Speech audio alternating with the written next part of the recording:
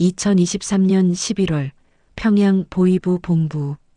박도연은 어둠 속에서 태어난 사람이었다. 보이부, 군도 아니고 당도 아닌 제3의 권력. 내부를 감시하고 동지를 숙청하고 의심을 권력으로 만드는 곳. 그는 그곳에서 30년을 살았다. 중장 계급장을 달고 수백 명의 운명을 결정하고 밤마다 지워진 이름들을 기록했다. 어제까지 그는 권력이었다. 오늘부터 그는 표적이 되었다. 새벽 4시 비서가 들어왔다. 손에 든 봉투는 붉은 봉인이 찍혀 있었다. 박도연은 봉투를 받아들고 천천히 뜯었다. 종이 한 장, 단 3줄, 의혹 인물 처분, 배후 확인, 증빙 폐기, 이름은 없었다. 발신인도 없었다. 하지만 박도연은 알았다. 이 명령이 누구를 향한 것인지. 30년간 이런 지시서를 수백 번 작성했던 그였다. 이번엔 그가 종이 위에 이름이 될 차례였다. 그는 창밖을 바라봤다. 대동강 너머로 해가 떠오르고 있었다. 붉은 아침. 그는 손을 떨지 않으려 책상 모서리를 움켜쥐었다. 결국 여기까지구나. 중얼거림이 허공에 흩어졌다.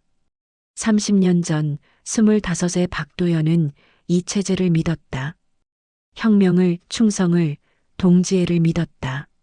하지만 세월은 그 모든 것을 지워버렸다. 동기 12명 중 살아남은 건 단 2명. 나머지는 모두 숙청당했다. 반역자로, 간첩으로, 배신자로.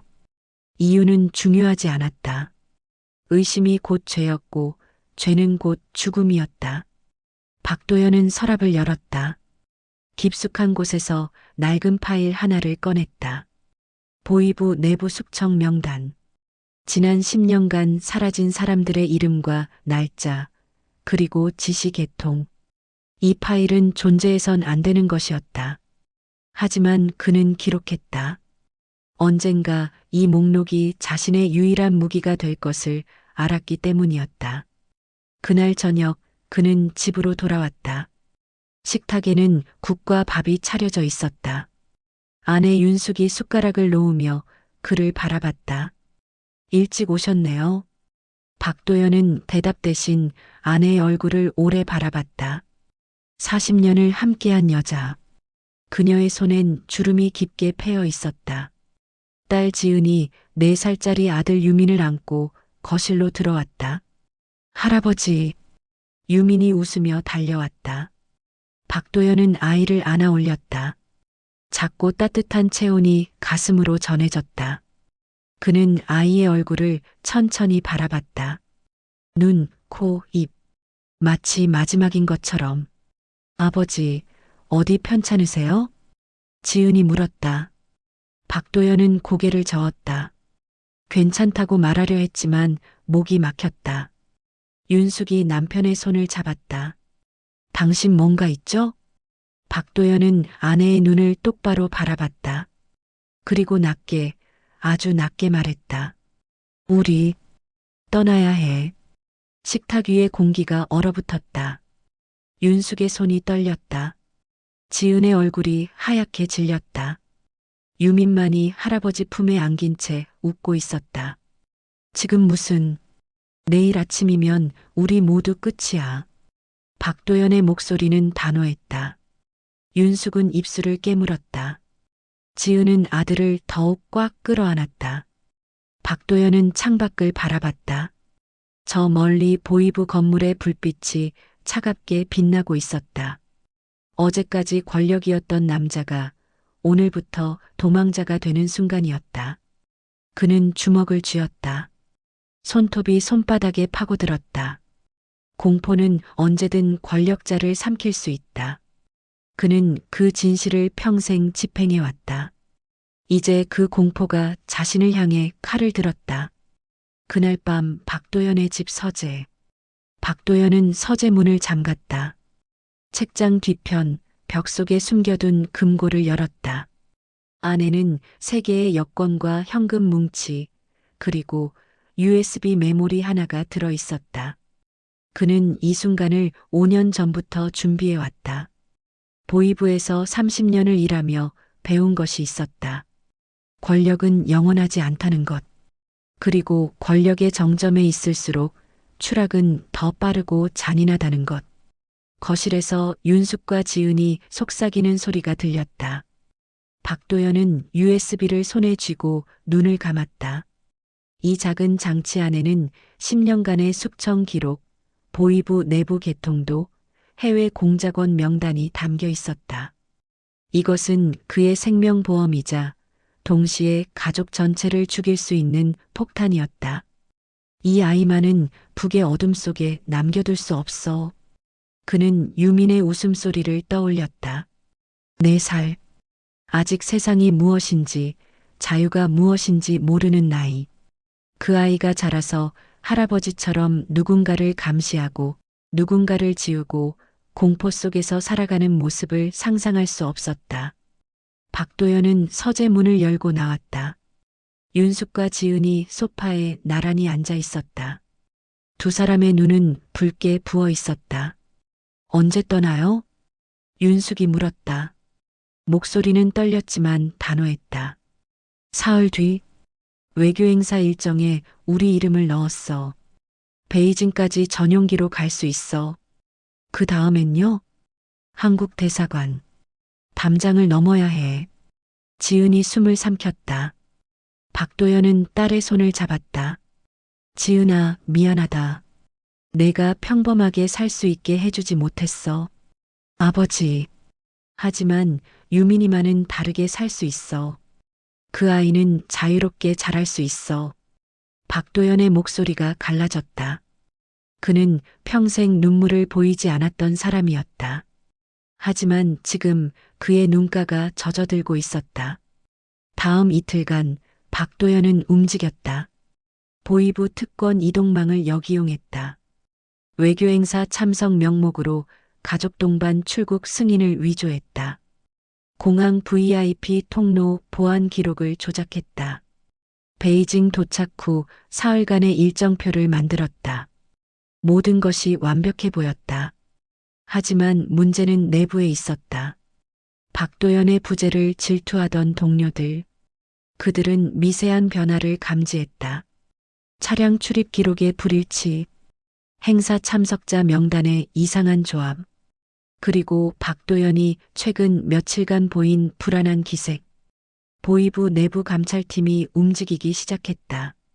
출발 전날 밤, 박도연은 가족을 거실에 모았다. 유미는 이미 잠들어 있었다.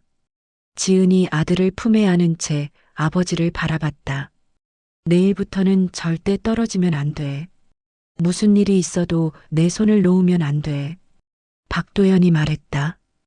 윤숙이 고개를 끄덕였다. 당신 우리 정말 살 수 있을까요? 살 거야. 반드시. 만약 안 되면? 박도연은 아내의 눈을 똑바로 바라봤다. 그래도 함께야. 살아도 함께, 죽어도 함께. 윤숙이 눈물을 닦았다. 지은이 잠든 아들의 머리를 쓰다듬었다. 박도연은 세 사람을 끌어안았다. 그의 어깨가 미세하게 떨렸다. 이 남자는 평생 권력을 휘둘렀다. 수백 명의 목숨을 좌우했다. 하지만 지금 그는 단지 가족을 지키고 싶은 한 사람의 남편이자 아버지였다. 살기 위해서가 아니었다. 가족을 지키기 위해서였다.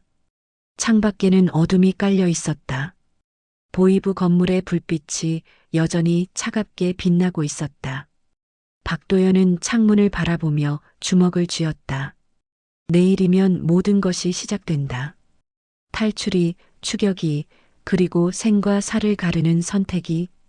베이징 수도 국제공항 도착 직후 전용기가 활주로에 내렸다.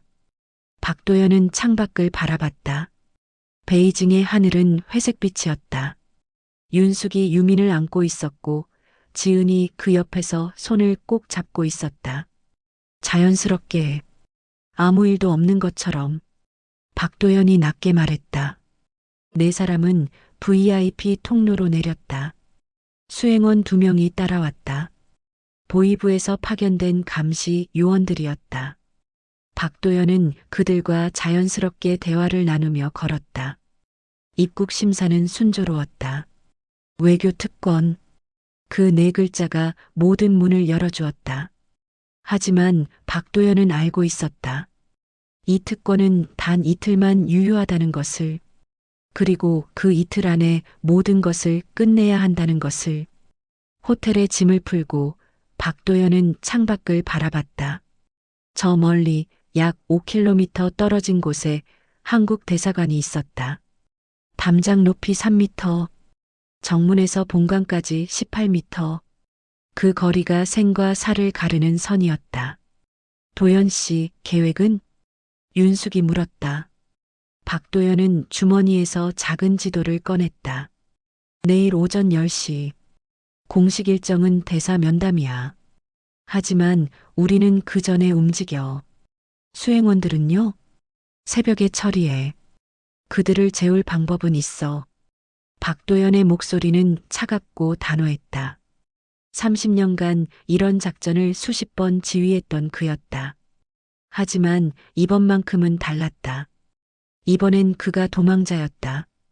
다음 날 새벽 4시, 박도연은 수행원들의 방에 수면제를 탄 차를 전달했다. 1시간 뒤 그는 가족을 깨웠다. 지금 떠나. 4사람은 호텔 비상구를 통해 빠져나왔다. 미리 준비해둔 택시가 뒷골목에서 기다리고 있었다. 박도연은 운전사에게 중국어로 주소를 건넸다. 한국 대사관 인근 골목. 택시는 어둠 속을 달렸다. 윤숙이 유민을 꼭 안고 있었다. 아이는 여전히 잠들어 있었다. 지은이 창밖을 바라보며 입술을 깨물었다. 아버지 만약 실패하면? 실패는 없어. 하지만 박도연의 손은 떨리고 있었다. 그는 주먹을 쥐어 떨림을 숨겼다. 오전 5시 40분. 택시가 멈췄다. 대사관까지 200m. 박도연은 가족을 이끌고 골목으로 들어갔다. 새벽 공기는 차갑고 무거웠다. 그때였다. 뒤편에서 차량 소리가 들렸다. 검은색 세단 2대. 박도연의 얼굴이 굳었다. 추적조였다. 호텔에서 이미 그들의 탈출을 감지한 것이었다. 뛰어. 박도연이 소리쳤다. 4사람은 골목을 달렸다. 뒤에서 발소리가 따라왔다. 윤숙이 유민을 안고 숨을 헐떡였다. 지은이 어머니의 팔을 붙잡고 끌었다. 조금만 더. 대사관 담장이 보였다. 높이 3m. 정문은 굳게 닫혀 있었다. 박도연은 담장 옆 배수관을 붙잡았다. 먼저 올라가. 지은이 배수관을 타고 올라갔다. 박도연이 윤숙을 밀어 올렸다. 윤숙이 유민을 안은 채 필사적으로 올라갔다. 추적조가 골목 입구에 나타났다. 서라. 움직이지 마. 북한 요원들이 소리쳤다. 하지만 박도연은 멈추지 않았다. 그는 아내와 딸을 담장 너머로 밀어 올렸다. 유민이 울음을 터뜨렸다. 할아버지. 박도연은 배수관을 잡고 올라갔다. 요원들이 달려왔다. 한 명이 그의 다리를 붙잡았다. 박도연은 발로 그의 얼굴을 찼다. 요원이 비틀거렸다. 담장을 넘었다. 몸이 땅에 떨어졌다. 박도연은 일어서서 뒤를 돌아봤다. 담장 너머로 추적조 요원들이 서 있었다. 하지만 그들은 넘어오지 못했다. 이곳은 대한민국 영토였다. 단 18m. 그 거리가 생과 사를 갈랐다. 박도연은 무릎을 꿇었다. 윤숙이 그를 끌어안았다. 지은이 유민을 안고 울고 있었다. 4사람은 땅 위에 주저앉아 숨을 헐떡였다. 대사관 정문이 열렸다. 경비원들이 달려왔다. 그 뒤로 외교관이 나타났다. 대한민국 국민이십니까? 박도연은 고개를 들었다. 그의 눈에서 눈물이 흘러내렸다. 아닙니다.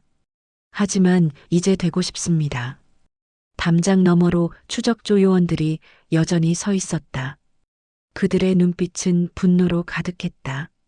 하지만 그들은 단 한 발짝도 넘어올 수 없었다. 국제법이라는 보이지 않는 선. 그 선 하나가 네 사람의 목숨을 지켜냈다. 박도연은 가족을 끌어안았다. 그들은 살아남았다. 하지만 이것은 끝이 아니었다. 이제 시작이었다. 대한민국 대사관 내부, 보안회의실. 박도연은 철제 의자에 앉아 있었다. 맞은편에는 국정원 요원 2명이 자리했다. 그들의 얼굴은 긴장으로 굳어 있었다. 테이블 위에는 박도연이 건넨 USB 메모리가 놓여 있었다. 이게 전부 진짜입니까? 선임 요원이 물었다. 목소리가 떨렸다. 박도연은 고개를 끄덕였다. 보이부 내부 10년치 숙청 기록입니다. 누가 언제 왜 제거되었는지, 그리고 누구의 명령이었는지. 요원이 노트북 화면을 응시했다. 그의 손가락이 마우스를 클릭할 때마다 얼굴이 창백해졌다. 이건 우리가 전혀 몰랐던 라인입니다. 당연하죠. 밖에서는 절대 알 수 없는 정보니까요. 박도연은 차갑게 말했다. 그는 평생 이 정보들을 수집해왔다. 언젠가 자신의 목숨을 구할 카드가 될 것을 알았기 때문이었다. 해외 공작선 정보도 있습니다. 중국, 러시아, 동남아에 배치된 요원들의 실명과 연락망, 자금 이동 경로까지. 요원이 숨을 삼켰다. 다른 요원이 급히 전화를 걸었다. 몇 분 뒤 회의실 문이 열렸다. 더 높은 직급의 인물들이 들어왔다. 그들의 표정은 경악과 흥분이 뒤섞여 있었다. 중장님, 이 정보의 신뢰도는 어느 정도입니까? 제가 직접 작성하거나 확인한 것들입니다. 100% 신뢰하셔도 됩니다. 박도연의 목소리는 단호했다. 국정원 간부가 노트북을 넘겨받아 화면을 훑쳤다. 그의 손이 떨리기 시작했다. 이건 고위층 이동 패턴까지 있군요. 최고 지도자의 별장 위치, 이동 경로, 경호 배치까지 포함되어 있습니다. 회의실이 침묵에 잠겼다. 모든 이들이 그 의미를 이해했다. 이 정보는 단순한 탈북자의 증언이 아니었다. 북한 권력 구조의 심장부를 들여다볼 수 있는 지도였다. 그는 도망친 것이 아니었다. 진실을 가지고 나온 것이었다. 같은 시각 평양 보이부 본부 비상회의가 소집되었다. 보이부 부부장이 회의 테이블을 주먹으로 내리쳤다. 박도연이 무엇을 가지고 나갔는지 확인했나? 참모가 떨리는 목소리로 보고했다. 내부 서버 접속 기록을 확인한 결과 10년치 작전 파일이 복사되었습니다. 숙청 라인, 해외 공작망, 그리고 뭐야? 최고 지도자, 동선 정보까지 포함되어 있습니다. 회의실이 얼어붙었다. 부부장의 얼굴이 흙빛으로 변했다. 그는 천천히 의자에 주저앉았다. 끝났군. 누군가 중얼거렸다. 박도연이 가진 정보가 외부로 유출되면 북한의 모든 해외 공작망이 무너질 것이었다. 10년 넘게 구축한 정보망이 하루아침에 붕괴되는 것이었다. 더 큰 문제는 최고 지도자의 반응이었다. 김정은은 이미 보고를 받았다. 그의 분노는 상상을 초월했다. 보이부 전체가 책임을 물을 것이 분명했다. 박도연 가족을 추적하던 조는 베이징에서 실패했습니다. 대사관으로 진입했습니다. 부부장이 책상을 다시 내리쳤다. 컵이 바닥에 떨어져 깨졌다. 해외 공작조를 총동원해라. 박도연을 제거해야 한다. 어떤 대가를 치르더라도. 하지만 모두가 알고 있었다. 이미 늦었다는 것을. 박도연은 대한민국 영토 안에 있었다. 그리고 그가 가진 정보는 이미 국정원으로 넘어갔을 것이었다. 베이징, 대사관 별관. 박도연은 창밖을 바라봤다. 담장 너머로 검은색 차량 한 대가 여전히 서 있었다. 추적조는 떠나지 않았다. 그들은 기회를 노리고 있었다. 가족은 안전한가요? 그가 물었다. 국정원 요원이 고개를 끄덕였다. 별관 안전구역에 있습니다. 내일 새벽에 전세기로 서울로 이송합니다. 박도연은 안도의 한숨을 쉬었다. 하지만 곧 표정이 굳어졌다. 제 정보를 분석하는데 얼마나 걸립니까? 최소 일주일. 방대한 양입니다. 일주일이면 북한이 대응할 시간이 충분하군요. 요원이 고개를 끄덕였다. 해외 공작원들이 움직일 겁니다. 중장님도 아시겠지만 그들은 집요합니다. 박도연은 알고 있었다. 그가 평생 훈련시킨 요원들이었다. 이제 그 칼날이 자신을 향할 것이었다. 하지만 이미 늦었습니다. 박도연이 낮게 말했다. 제 정보가 분석되면 북한의 해외 공작망은 무너집니다. 10년치 투자가 한순간에 사라지는 겁니다. 요원이 박도연을 바라봤다. 이 남자는 단순한 탈북자가 아니었다. 그는 북한 권력의 심장부에서 나온 증인이었다. 그가 가진 정보는 외교, 안보, 정보 전선 전체를 뒤흔들 폭탄이었다. 박도연은 USB 메모리를 바라봤다. 작은 장치 하나. 하지만 그 안에는 수백 명의 운명이, 한 국가의 비밀이, 그리고 한 독재자의 공포가 담겨 있었다. 그는 평생 이 체제를 지켰다. 하지만 이제 그 체제를 무너뜨릴 열쇠를 세상에 내놓았다. 밖에서 빗소리가 들렸다. 박도연은 눈을 감았다. 이제 시작이었다. 진짜 전쟁은 지금부터였다. 6개월 후 서울 근교 정착 지원 시설. 박도연은 창밖을 바라봤다. 아파트 베란다 너머로 한강이 보였다. 햇살이 강물 위에서 부서지고 있었다. 그는 이 풍경을 매일 아침 바라봤지만 여전히 낯설었다. 자유. 그 단어의 무게를 이제야 느끼고 있었다. 거실에서 유민의 웃음소리가 들렸다. 아이는 이제 5살이 되었다. 유치원에 다니기 시작했고 한국어를 빠르게 배워가고 있었다. 아이는 더 이상 할아버지라고 부르지 않았다. 할아버지라는 말에 담긴 북의 억양이 사라지고 있었다. 할아버지, 이거 봐요. 유민이 그림을 들고 달려왔다. 크레용으로 그린 가족 그림이었다. 4사람이 손을 잡고 웃고 있었다. 박도연은 아이를 안아 올렸다. 가슴 한편이 따뜻해졌다. 윤숙이 주방에서 나왔다. 그녀의 얼굴엔 여전히 피로가 남아 있었다.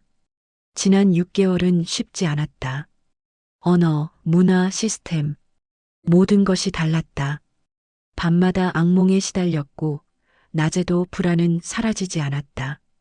오늘 상담 있죠? 윤숙이 물었다. 박도연은 고개를 끄덕였다.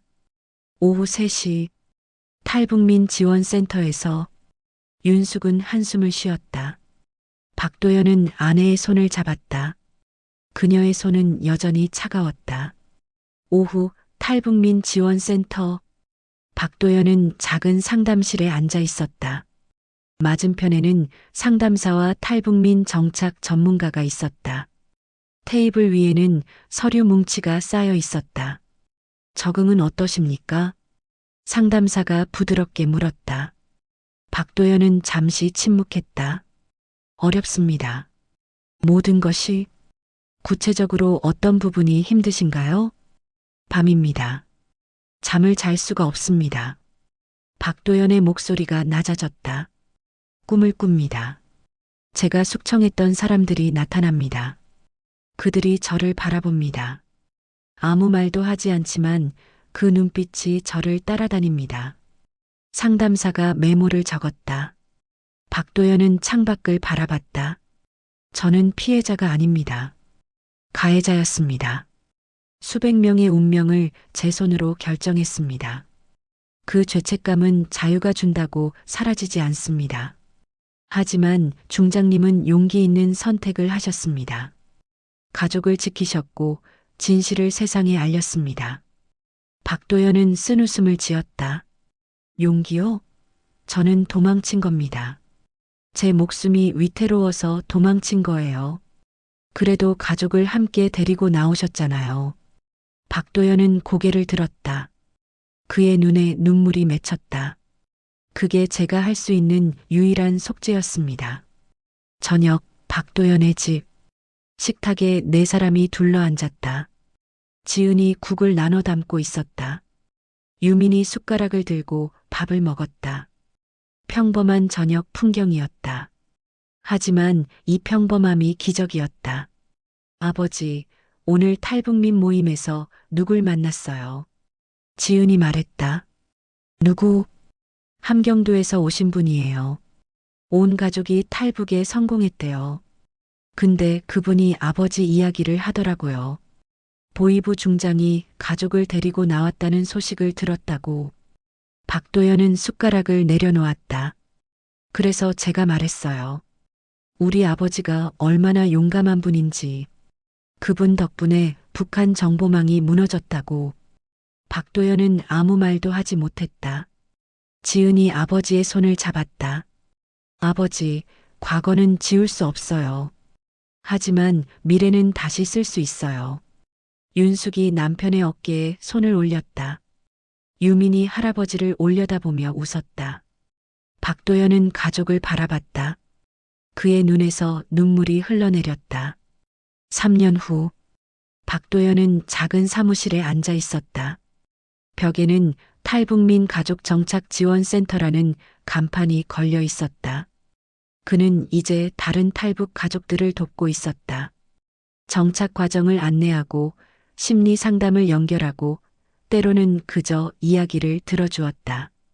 문이 열리고 한 가족이 들어왔다. 부부와 어린 딸.